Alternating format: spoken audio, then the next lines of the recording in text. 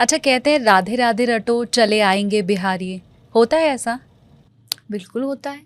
भगवान श्री कृष्ण ने खुद कहा है कि जो राधा नाम लेता, मैं उसके पीछे पीछे उसके चरण धूलि को लेने के लिए चलता हूँ, क्योंकि राधा नाम मुझे प्यारा है। जैसे आप कहीं भी दुनिया में मीठा रख दो, चींटी उसका पता खोज ही लेती है, उसकी खुशबू, उसकी टेस्ट, उसका स्वाद।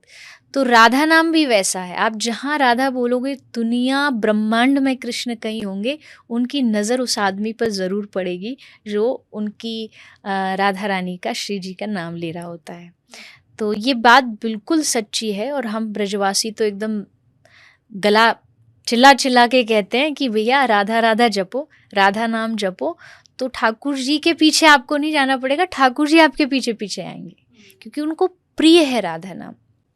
और जहाँ जहाँ श्री राधा रानी का नाम लिया जाता है, बोला जाता है, कृष्ण वहाँ उपस्थित रहते हैं, उसको सुनने के लिए लालायित रहते हैं, लालच रहता है उनको कि कोई बोले राधा नाम और मैं वहाँ बैठ करके सुनूं। कृष्ण कोई इंसान नहीं है कि भाई इंसान की कोई नियम होने चाहिए, कोई बहुत सारे रूल्स होने चाहिए कि वो ये कर सकता है, वो ये नहीं कर सकता। और ये जो 16,108 जो श्री कृष्ण की पत्नियां हैं, ये वेदों की 16,000 श्रुतियां हैं। वही नारी बन के आई हैं, वही स्त्री बन के आई हैं, और तब श्री कृष्ण ने उनके साथ विवाह किया है। और अगर आप भागवत भी पढ़ेंगे तो ये 16,000 जो कृष्ण की रानियां हैं, इसको एक दैत्य था नरकासुर, उसने इन सबको कैद कर रखा था।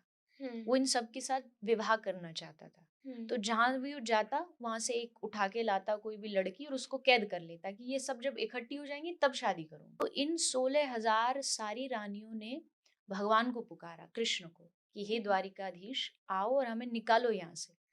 तो कृष्ण आए और भगवान ने उस नरकासुर को मारा और सबको मुक्त करके इन कन्याओं को, अब तुम घर चली जाओ। पर ये जो 16,000 कन्या थी, इन्होंने कहा, क्योंकि समय ऐसा है कि नारी पर उंगली उठाना बहुत आसान हो जाता है।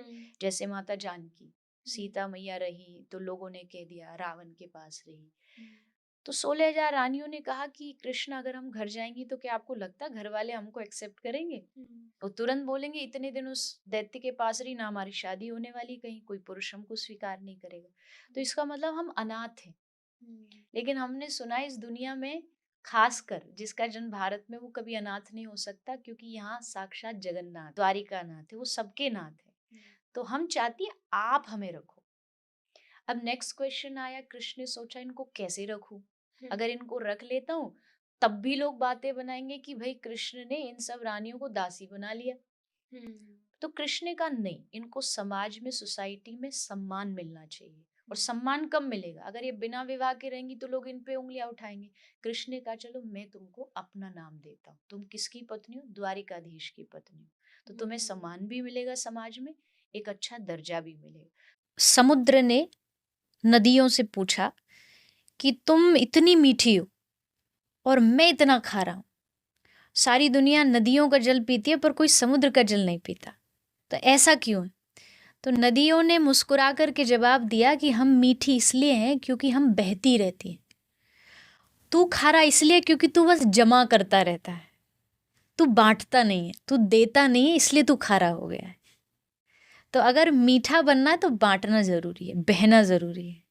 अगर इकट्ठा करते करते करते रहोगे तो दिखने में तो अच्छे लगोगे पर रहोगे खारे की खारे। समुद्र दिखने में अच्छा लगता है, आकर्षण अच्छा है, पर अनुभव, एक्सपीरियंस में जाओगे नहाने तो खारा ही मिलेगा। तो इसलिए देना, ये तो मुझे लगता है हर एक आदमी, इंसान जिसको दुनिया में भगवान ने भेजा है, एक दूसरे का सहयोग करना चाहिए। दान, सेवा, सहयोग हमेशा सबको करना चाहिए।